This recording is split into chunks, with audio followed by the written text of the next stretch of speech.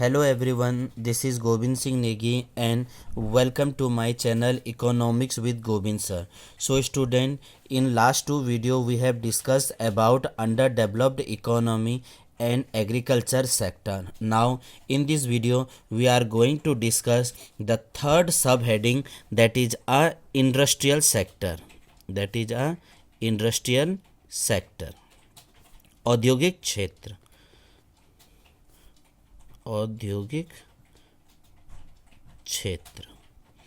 औद्योग industries का मतलब आप काफ़ी अच्छे से जानते होंगे कि जहाँ पर चीज़ों को रॉ मटेरियल को फाइनल गुड्स में कन्वर्ट किया जाता है, that is called industrial sector. हम अपने इस वीडियो में आपको 1947 से पहले, बिफोर 1947 से पहले इंडिया की इंडस्ट्रियल सेक्टर कैसा था उसके बारे में बता रहे हैं. तो इंडिया वर्ल्ड वाइड पे जो हमारा एक रेपुटेशन बनता था, जो वर्ल्ड वाइड पे हमारी एक इकोनॉमी बन रखी थी, that is for handicraft industry. That is a handicraft industry. Handicraft का मतलब हो गया हथकड़ा उद्योग. हथकड़ा का उद्योग का मतलब कि हर चीज़, हम जो भी चीज़ें बनाते थे वो हाथ से बनाते थे और काफ़ी अच्छा होता था, जिसे कढ़ाई बुनाई वाला हिसाब भी काफ़ी वर्ल्ड लेवल पे इंडिया फेमस था. लेकिन ब्रिटिश सर तो ये कभी चाहते नहीं थे कि इंडिया में इंडस्ट्री का सेटअप कर सके. इसीलिए ब्रिटिश सर ने क्या किया, इंडिया की इंडस्ट्री को डिस्ट्रॉय करने के लिए अलग अलग पैटर्न अपनाए, जिसमें हमने फर्स्ट है that is a deindustrialization. Exam में पूछा जाएगा कि कौन सा पैटर्न ब्रिटिशर ने फॉलो कर रखा था, तो आप बताओगे डी इंडस्ट्रियलाइजेशन. डी इंडस्ट्रियलाइजेशन का मतलब था जो भारतीय उद्योग थे उनको ख़त्म करने के बारे में पूरा उन्होंने फोकस कर रखा था. अब इन्होंने जो डी इंडस्ट्रियलाइजेशन किया तो इसको किस पैटर्न पे किया, that is a two fold policy.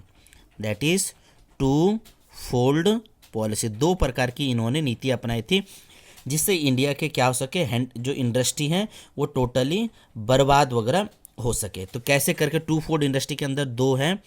Gate raw material, क्या बोला हमने, get raw material from India. Get raw material from India at cheaper price. जो भी रॉ मटेरियल होते थे, कच्चा माल होते थे, वो इंडिया से उन्होंने क्या करना था, कच्चा माल जो है वो काफ़ी कम दाम पे लेना था. एंड सेल, किसको बेचना था, एंड सेल, या हमने इसको क्या बोलते हैं, एक्सपोर्ट करना था. हमने इसे बेचना था या एक्सपोर्ट करना था. तो सेकंड पॉइंट क्या आ जाएगा, cell finish good. Cell finish product at Indian market. Cell finish product at Indian market. मतलब हमसे क्या हुआ, कच्चा माल ले जाना था, ब्रिटेन में जाके उसको मैन्युफैक्चर करना था, फाइनल गुड्स वगैरह बनाना था, और उसके बाद दोबारा इंडिया के ही मार्केट पर बेचने की बात यहाँ पर बोला हुआ है.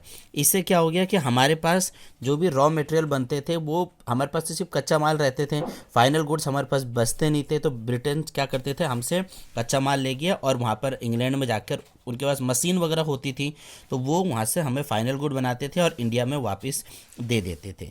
इसी में से सेकंड पॉइंट निकलता है decline of handicraft industry. Second point is decline of handicraft industry. First point में मैंने आपसे बता रखा है इंडिया हथकड़ा उद्योग के लिए काफ़ी ज़्यादा फेमस हुआ करता था, हाथ से बनाए हुए चीज़ें काफ़ी ज़्यादा यूज़ करता था. महात्मा गांधी का, जिसमें हम चरखा उसका खास तौर पर एग्जाम्पल यूज़ करते थे. तो अंग्रेज़ों ने ये देखा कि कैसे करके इंडिया के हैंडीक्राफ्ट इंडस्ट्री को ख़त्म करना है, तो इन्होंने एक पॉलिसी निभाई थी, that is called discriminatory policy. That is called discriminatory tariff policy. Discriminatory का मतलब हो गया भेदभाव. भेदभाव वाली नीति अपनाई थी, और वो भी क्या लगा दिया था, टैरिफ. टैरिफ का मतलब यहाँ पर हो गया टैक्स. उन्होंने कौन सा पैटर्न अपनाया था, टैक्स वाला. अब टैक्स का मतलब क्या हो गया कि ड्यूटी फ्री एक्सपोर्ट. जब भी हम एक्सपोर्ट करेंगे तो उस पर क्या होगा, कोई भी टैक्स नहीं लगेगा. Duty free export of raw material. जो भी रॉ मटेरियल है उसको जब हम एक्सपोर्ट करेंगे तो भैया उस पर कोई भी टैक्स नहीं लगता था. एक पैटर्न उन्होंने ये फॉलो कर दिया. दूसरा पैटर्न उन्होंने फॉलो कर दिया duty free import. Duty free import of final goods, जो भी ब्रिटेन से चीज़ें लाई जाएगी, जो भी फाइनल गुड्स वगैरह लाया जाएगा, उन पर भी टैक्स नहीं लगेगा। तो जब कोई भी चीज़ वहाँ से यहाँ आ रही है या यहाँ से वहाँ जा रही है, उन पर टैक्स नहीं लग रहा है, तो ज़्यादा से ज़्यादा चीज़ें उनके देश से हमारे देश में आ सकते हैं, उनके देश से हमारे देश में आ सकते हैं। तो ये भी एक उन्होंने पॉलिसी निभा दी थी, that is called decline of handicraft industry. अब हम तीसरा जो ट्रेड पॉलिसी की बात कर रहे हैं, that is lack of capital goods, lack of capital goods. जो हमारे पास कैपिटल गुड्स थे, अब कैपिटल गुड्स क्या होते हैं? वो गुड्स होते हैं जिस पे हैवी इन्वेस्टमेंट की ज़रूरत होती है, मशीन्स वगैरह की ज़रूरत वगैरह होती है। ब्रिटिशर ने कभी भी हमारे यहाँ इन्वेस्टमेंट नहीं कर रखा था, हमारे यहाँ पर कोई भी मशीन टूल्स वगैरह नहीं थे, मशीन टूल्स वगैरह नहीं थे कि जो रॉ मटेरियल को फाइनल गुड्स में कर सकें। तो हमारे पास कैपिटल गुड्स नहीं थे, हर चीज़ को हाथ से बनाते थे, तो हाथ से बनाने में काफ़ी ज़्यादा टाइम वगैरह लग जा रहा था। और ना ब्रिटिशर कभी भी ये चाहते थे कि इंडिया में इंडस्ट्री को ज़्यादा से ज़्यादा सेटअप कर सकें। तो ये भी एक उन्होंने हमें कारण बताया था कि हमारे पास कैपिटल गुड्स नहीं होते थे। फोर्थ जो इम्पोर्टेंट कारण है, that is low contribution. Fourth one is that is low contribution to GDP. जो जीडीपी पर जो इंडस्ट्री का रोल था वो काफ़ी कम था। तो कम था तो ज़्यादा किसका था? तो उस टाइम ज़्यादातर लोग किस पे थे? एग्रीकल्चर पर बेस रहते थे, खेती बाड़ी ज़्यादा करते थे। तो एग्रीकल्चर का पार्टिसिपेशन या एग्रीकल्चर का कंट्रीब्यूशन ज़्यादा होता था और इंडस्ट्री पे लोग कम रहते थे, इसलिए इंडस्ट्रीज़ का रोल काफ़ी कम रहता था।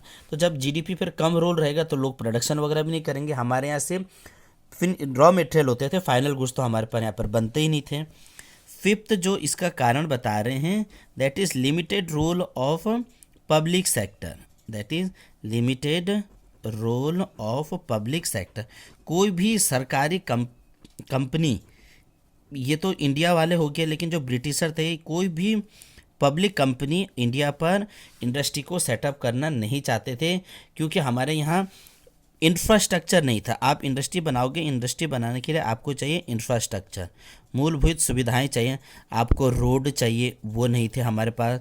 हमें रेलवे चाहिए था, वो भी चीज़ें यही नहीं थी। हमारे पास बैंकिंग की चीज़ें थी, फैसिलिटी, वो चीज़ें भी हमारे पास अवेलेबल नहीं थी। सिर्फ एक ही चीज़ हमारे पास अवेलेबल था, दैट इज़ रॉ मटेरियल। सिर्फ कच्चा माल बोल के थोड़ी होगा, कच्चा माल को इधर से उधर ले जाना है, उसका प्रोडक्शन करना, लेबर वगैरह होना चाहिए, ये सब चीज़ें भी हमारे पास नहीं थी। इसीलिए हम इंडस्ट्री सेक्टर पर पिछड़ गए थे। अब इम्पॉर्टेंट पॉइंट ये आता है, तो फिर कुछ तो अच्छा हुआ होगा हमारे लिए।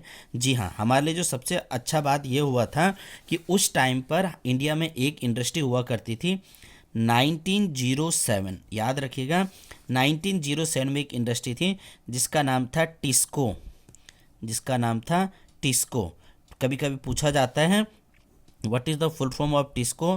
Tata iron and steel corporation of India, steel corporation of India. जो टिस्को इंडस्ट्री उस टाइम इंडिया की एकलौता इंडस्ट्री हुआ करती थी, जो किसने बना रखी थी? जमशेद टाटा ने, जो जमशेदपुर में थी, और जमशेदपुर उस टाइम के हिसाब से बिहार था, और ये जमशेद टाटा ने बनाया था।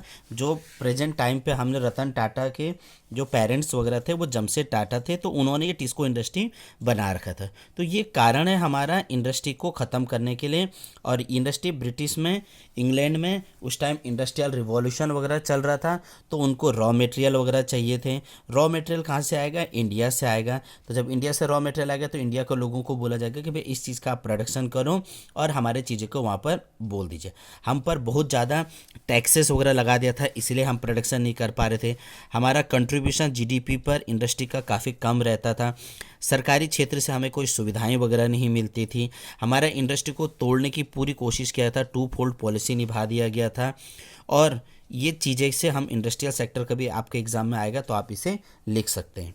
वीडियो पसंद आए तो प्लीज़ लाइक करना, कमेंट करना और ज़्यादा से ज़्यादा शेयर कीजिए। ये आपके एग्जामिनेशन पॉइंट ऑफ व्यू से काफ़ी ज़्यादा इंपॉर्टेंट हो जाता है।